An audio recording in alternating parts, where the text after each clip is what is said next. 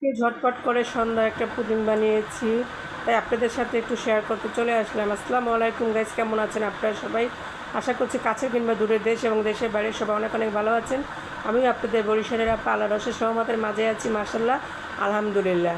এই তো পুডিংটা হয়ে গিয়েছে, এখন আমি দেখতেছি যে কীরকম হয়েছে ভিতরটা। এটা কিন্তু এক্সাইটেড থাকি আমরা সবাই যে কীরকম হবে। তো মাশাল্লাহ অনেক সুন্দর হয়েছে, লাভ শেপের বানিয়েছি। সবসময় আমি গোল বানাই, আজকে কেকের যে ডাইসটা ছিল সেটার ভিতরে বানিয়েছি। তো আমি সুন্দর করে বড় বড় করে পিস করে নিব।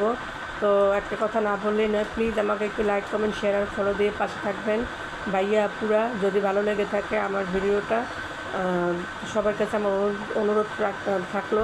তো এই তো আমি সুন্দর সুন্দর করে পিস করে নিচ্ছি, একটু বড় বড় করে, কারণ যাতে দুইটা না খেতে হয়, একটা খেলেই যেন মনে তৃপ্তি মিটে যায়। আর আমার পুডিংটা অনেক পছন্দ, আমার বাচ্চারা পুডিংটা অনেক পছন্দ করে। শুধু আমার বেবিরা না, সব বেবিরাই সবাই। আর মুরব্বীরা তো আরও বেশি, আঙ্কেল আন্টিরা তো আরও বেশি পছন্দ করে পুডিং।